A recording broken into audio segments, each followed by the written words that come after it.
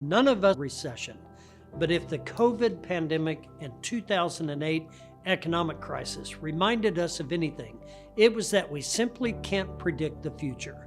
We can prepare for it though, if you have a clear income and investment strategy that account for worst case scenarios.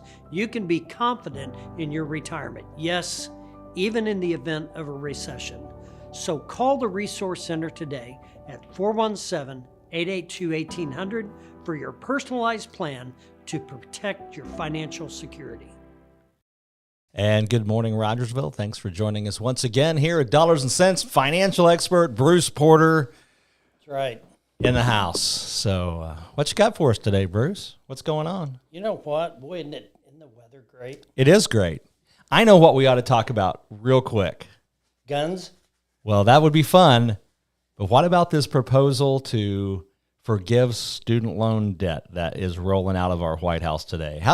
What kind of financial sense does that make? I don't know that you even want to get me started on that. Well, we've got a little bit of time, but. Well, I mean, you know, are they going to be willing to reimburse me who worked my butt off? No, they are not. They've already said that. So that I could reimburse, pay for my kids' education? They will not do that. Okay. They're not going to pay me back for my student loans that I've paid off. Okay, so how do you justify that? Well, just because you got a bunch of snot-nosed kids that have got a degree that actually do that man on the street thing. So you're going to get me fired up here. You know what? You take college graduate and you ask them what's the three phases of government. How do they work? Yeah. Right? Mm-hmm. How many states are in the United States? Yeah. How many countries are in the United States? Right? Yeah. What's the capital of the United States? Mm-hmm. All right. They don't know. They don't know. Right? Right. Basic math, sometimes they don't know. Otherwise, we wouldn't have people asking this silly question. I think the right answer is if you think your student loans ought to be forgiven, you need to go back to your university and get a refund. That's where you get your student loan money back. Yeah. Because if it's not worth it, they shouldn't have taken your money in the first place. But that whole thing is an inflationary scam. You want to talk about why education costs have gone up over the last 20 years. It's because we've been pumping all this cheap money from the government in the form of student loans. And anytime you've got a lot of money, prices go up. And so when there's a lot of money available for higher education, of course, the price is going to go up. And then people have to have student loans. It's a vicious cycle, and the whole thing's got to be burnt down. How's that for you? Perfect. But that's not what we're going to talk about today, is it? Indoctrination of our children, the desensitization. Yeah. Is that a word? Desensitization. Yes, it is. Is it? Yeah. Desensitization. Wow. Yeah. You become desensitized. So when we're desensitizing our children, now let's get real. When you got mom and dad both working and nobody watching the kids, mm-hmm. and they're coming home to an empty house after school, I disagree with that. There's a problem in society. We're all worried about keeping up with whatever, and it's at the cost of our families. So when you have a breakdown of the family unit, you're going to have a breakdown of basic society. So, now where does this go? Well, it leads to problems and children educating themselves with TV and video games and whatever they're told at school, whether it's right or wrong, and we know that goes on. Right? Well, I think if you look at history, particularly starting around the early 1900s and forward, and you look at all the things that were done, that's when communism really became in vogue around the world, and it was actually pretty open here in the U.S. until about the 1950s, right. and we all. Well, some of us, recent college graduates don't know, but the rest of us know kind of what happened and why it all kind of went underground at that point. But you look at the things that happened. You have the 16th Amendment gets ratified, which opens the door to communism in the United States. And then you look at our involvements in World War I, World War II. You look at the encouragement of World War II. Women in the workforce, get them out of the home, and the underlying motive behind that is exactly what you said. We're bringing public schools online. Now we are getting the kids separated from the parents so that we can indoctrinate them in government schools. and we begin that erosion of the family unit so that the government now gets to teach their values to the kids. And all about control. And it's and you know what? just gone It's downhill evil. since then. And so, sure it is. you know, last few words in Democrat is rat. And There's no democracy anywhere in the Constitution or the Declaration of Independence. We don't believe in democracy in this country. That's right. This is not a democracy. It's a republic, and it's a republic for a reason. That's right. Now that we've got that off our chest, and it's biblical too. I mean, absolutely. You know, look at the difference between right and left. And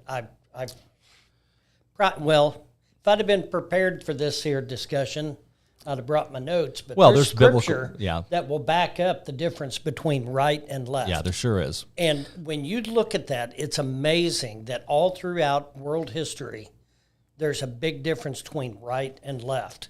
And you know, when you're on the right side of God, you're on the good side. When you're on the left side of God, you're on the wrong side. Well, when you're on God's side, you're on the right side. Well, there you go. Let's talk about retirement today. That's what the people want to hear over today. So what do you have to say, Bruce? I don't know. Maybe they want to hear more of our rambling. Our rambling? Probably not. I don't know. We got some viewers today. It's pretty fun. But let's talk about your retirement report card. Well, you know what? I mean, we get graded throughout our lifetime on achievements and things that we do. Now that you're retired or now that you're approaching retirement, why don't you grade yourself? I mean, there's a few basic concepts that we can look at that are, you know, going to help you, you know, sail off into retirement comfortable. And meaning at whatever level, everybody's different. Yep.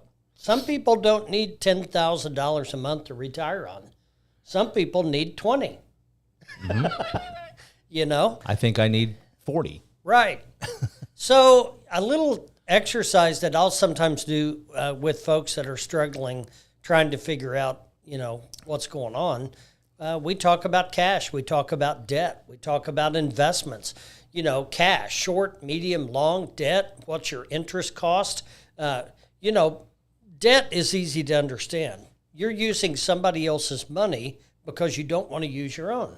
Right. Yeah. Right? Mm-hmm. Sure. So I'm willing to say, hey, Will, let me use your money to do what I want to do, and I'm going to pay you a premium of 18% interest. OPM, other people's money. There you go. Yep. And so people forget that concept, and you're basically trading pockets, and you're giving somebody else your wealth. Right. Now we go to the next screen. It covers kind of the same stuff. Let's talk about your investment mix. You have variables, market investments. That's great. I mean, young people that are pre-retiree, I mean, use that rule of 100. Take your age plus 5%. I think that's kind of a good way to determine your risk tolerance. You know, I mean, money people like to focus on your risk tolerance. How much risk are you willing to accept? Well, I think it's easy for you to figure it out on your own. You could be a very wealthy person and be as absolutely conservative as bark on a tree, and that's okay because that's what satisfies you. Well, when we're looking at risk score, take your age minus 100, and there you go. That's how much you should have in guarantees versus variables that can fluctuate up and down. Now, again, if you're younger, take a chance. I know kids that are younger that are very conservative, but yet you can have conservative variable investments, core type companies, large cap type stocks, things like that. And companies that aren't going to disappear, like, I don't know, take your pick, Amazon, Microsoft, et cetera, NVIDIA, Walmart, Johnson & Johnson, go on and on and on. So you look at companies that are core, that are really solid, that maybe pay a dividend, maybe don't, but you know, you could be conservative and still be a market type investor. Now, if you're 75 years old, though, I'd probably discourage that because you don't have time to recover. You don't have time to rebound. And so we might look more conservative as core investments go. Sure. So then we look at that and we grade that. And then, you know, another thing that you need to really be focused on is taxes. I mean, you know, 2026 is coming like a freight train. Okay. You know what's significant about that? 2026. I don't think I do. Trump tax code goes away in 2025. Nobody has a clue what the taxes are going to do. I've seen estimates from experts. Just got out of a 3-day tax meeting last week. That was a joy. And it's not pretty. They're going to lower the amounts of money that determine the bracket. Sure. And they're going to raise the percentage of the bracket. So that's a two-folded problem. That's a double whammy. Yep. They're going to raise the percentage and lower the income. And so that means you're going to pay more tax. And so no one really knows exactly what that is. But understanding the impact of tax, provisional income, what that means, I think that's important. And then we do our workshops every month, 3 to 4 workshops, depending on our crowds.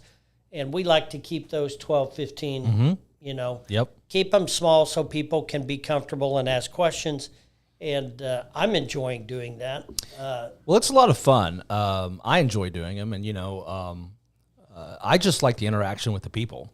That's what's a lot of fun. And it's a fun hour and 15 minutes. I think everybody has a good time. Lots of interesting questions. I think, I've yet to meet somebody that came to the workshop that didn't say, gosh, I wished I'd have done this years ago. Yep. So. And I think we're able to get it down on a level that everybody can understand. I think a lot of lawyers and all kinds of professionals, when they speak, they try to use big words and make themselves look smart and sound smart. And I think we've overcome that habit. And I think we do a good job of communicating with the folks. But, I don't know many big words, so I have to use, I even get messed up with acronyms. Yeah. Because I forget what they mean. Yeah. But if people want to know, if they want to work through that type of report card with you, you can help them do that. They can just use a QR code on the screen or call 882-1800 and just say, hey, I'd like a retirement checkup. Yeah, I mean, that's a good place to start. Get acquainted. We love to meet people, and it works out hopefully for them as well as it does for us. I love relationships, and the relationships are more important than anything. Yep, they sure are. And we'd love to start one with you, and you can do that. You can get involved with our estate planning workshops. You can get a free retirement checkup, but it all starts by calling 882-1800. Love to do that. Love to see you at the Resource Center, and we'll be back next week with more dollars and cents. Absolutely. All right, thanks for joining. See you then. Investment advisory services offered only by duly registered individuals through AE Wealth Management, LLC. AE Wealth Management and the Resource Center, Inc. are not affiliated companies. Investing involves risk, including the potential loss of principal. Any references to protection, safety, or lifetime income generally refer to fixed insurance products, never securities or investments. Insurance guarantees are backed by the financial strength and claims-paying abilities of the issuing carrier. This podcast is intended for informational purposes only. It is not intended to be used as the sole basis for financial decisions, nor should it be construed as advice designed to meet a particular need of an individual situation. The Resource Center, Inc. is not permitted to offer, and no statement made during this podcast shall constitute tax or legal advice. Our firm is not affiliated with or endorsed by the U.S. government or any governmental agency. The information and opinions contained herein, provided by third parties, have been obtained from sources believed to be reliable, but accuracy and completeness cannot be guaranteed by the Resource Center, Inc. This podcast is a paid placement.